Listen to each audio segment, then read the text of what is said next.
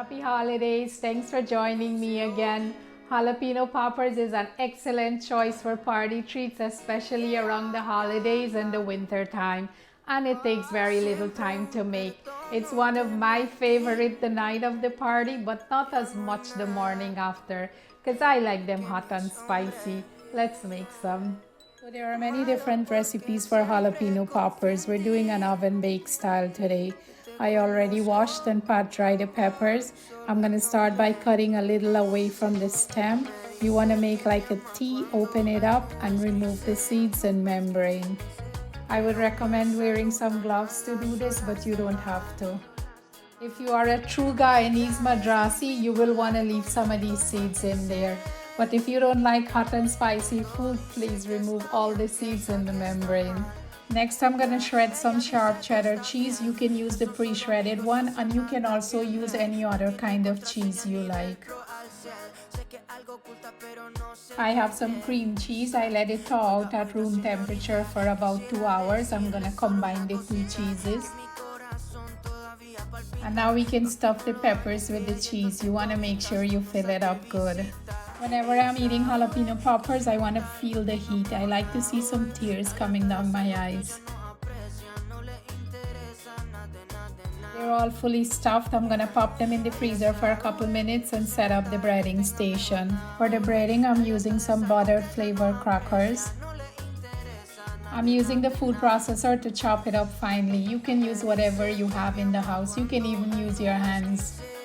You don't want to process it too fine. You want to chop it up like the breadcrumbs. This is good here.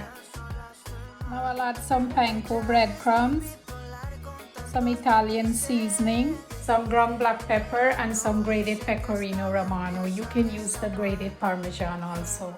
And a little bit of melted ghee. You can also use olive oil. I wouldn't recommend butter only because butter has some water in it. I'll pause the food processor just to blend it up and empty it into a bowl. Next, we're going to make some egg wash. I have 1 egg. I'm adding some milk, salt, ground black pepper, and give it a quick whisk. I'll set this aside and prep the flour for the coating. I'm using some all-purpose flour. I'm adding some salt, ground black pepper, a little bit of sugar, and give it a quick mix. So now we're ready to start the coating. I took the peppers out of the freezer. The cheese formed up nicely back.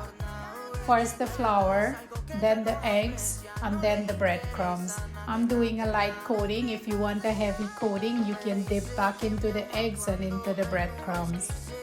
And I'll place them on a baking sheet lined with parchment paper. I'll quickly do one more so you can see, and then I'll finish up the rest. We're going to be baking these. You can certainly deep fry if you like.